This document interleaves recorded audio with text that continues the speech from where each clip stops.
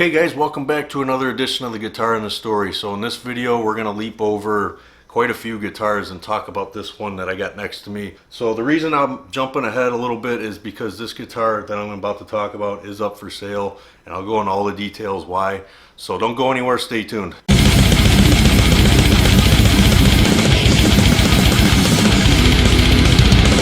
Okay guys, let's get into it. So as mentioned, this guitar is for sale.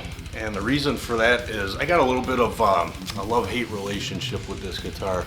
Now the reason I picked this one up, this is going to the model number, because this one I can actually remember off the top of my head, unlike a lot of Ibanez models, which are just fucking ridiculous to try to remember. This one is an Ibanez RG IB21.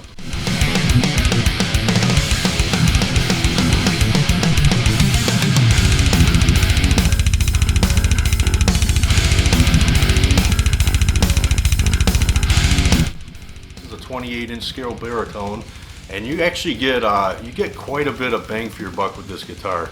Like I said, 28-inch scale, you got 24 jumbo frets. It's got the Luma inlays. I think I fucked that up, Luma inlays. I always screw that part up. That's a tongue twister for me, so forgive me or don't forgive me. I really don't give a shit. This one has a pretty simple, I think that's the Gibraltar bridge. I'll put all the details in the description. I just can't quite remember all the exact specs, but you get quite a few good specs with this guitar. So you get a pair of EMGs, so you get an 81 and you get a 60, and I like the 60 a lot more. That's just my opinion.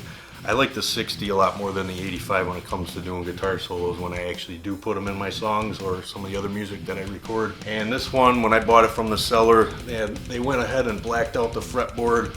They used some acrylic black paint, so it's jet black. So it just added a nice touch to it, because I'm just not a rosewood fan, especially when it comes to a blacked out looking body and guitar like that. I prefer ebony over everything pretty much. Got the Goto locking tuners, three-way selection, basic, just one volume switch, one volume knob I should say. As far as the sound goes, this thing sounds amazing. It sounds thick, it sounds fat, it sounds juicy, it sounds fucking heavy as hell. All the keywords that you would want to have in a metal guitar. However, the main gripe that I have with this guitar, and I was totally not expecting it, especially from, you know, a company like Ibanez that's known for their fast playing necks and things like that. This neck is one of the biggest, beefiest freaking necks I've ever had in my life. And it's so bad that when I'm playing, I can only play for a few minutes and my hand just starts to fall asleep. I have pretty big hands, but I have shorter fingers. So for this guitar, like for my style of playing and stuff, it just, it doesn't resonate very well with me. It does not sit with me good, and that's why this guitar is currently up for sale, just because, you know, like I mentioned, it sounds great. It sounds killer. I think that's the beefiness of this neck too. It really adds to the sound of this guitar. I had this one in drop G because the whole reason that I wanted to get, you know, a 6-string and for that kind of tuning was with 7 strings. It depends on the application of what I'm doing, but I did write a handful of songs back in the day that I did write on a 6-string when I had it tuned to drop G, and I did incorporate the treble side in some of the riffs that I wrote, and trying to duplicate those on a 7-string. It was more fighting against me, working against me, than it was actually working with me when it would come time to play the song. So I just wanted to pick up another 6-string and tune it to drop G, and yeah, this one I thought it was gonna work,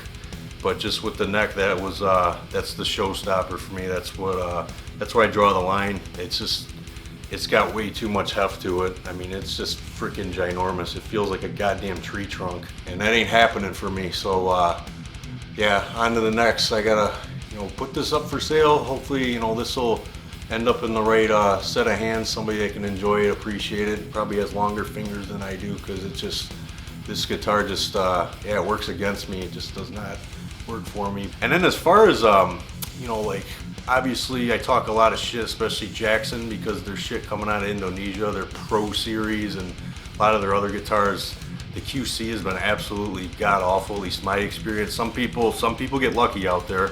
There is that, so I'm not gonna just knock every guitar that they've been releasing to the public and stuff like that, but a lot of key shit has been overlooked, and I've had ever since I started buying some shit once Fender took over in 2002, every Jackson that I picked up from that era has been nothing but a disappointment. So I'm pretty much done buying, you know, any of the current Jackson models.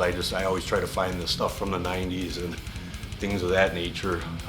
Yeah, when I got something on my radar that I want to pick up. But this one right here, I've been pretty lucky with Ibanez. So I've had a couple Ibanez's throughout the years.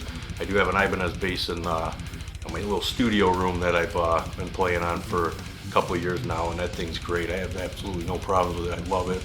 I had a cheapo Ibanez RG. It was just a DX 320, one of the cheaper models that I bought off a buddy years ago, and you know, I ended up selling that a long time ago. But that was a guitar. That's one of those guitars I regret selling, because that thing was just killer right out of the box, just completely stock. Nothing was upgraded, and it had this like mid 90s like scooped kind of old school death metal thrash kind of sound.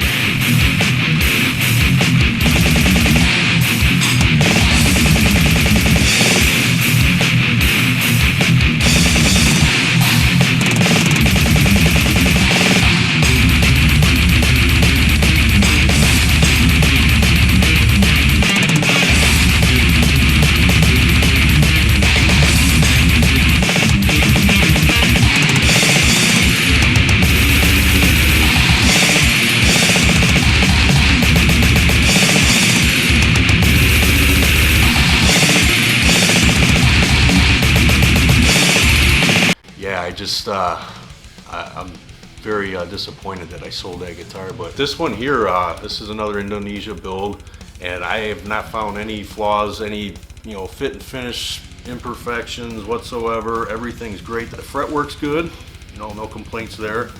So good fretwork, binding's great, no flaws in the paint jobs anywhere to be found of any kind. Yeah, nothing wrong with the wood.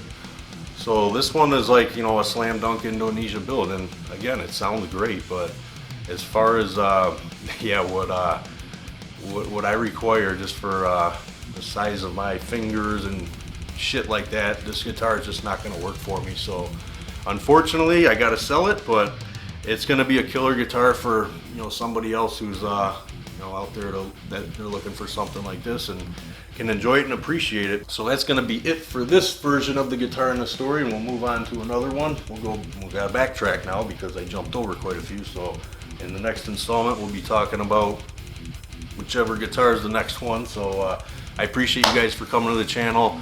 Please like and subscribe. That really helps me out, and I will talk to you guys later. Leave you with some horns. Take care.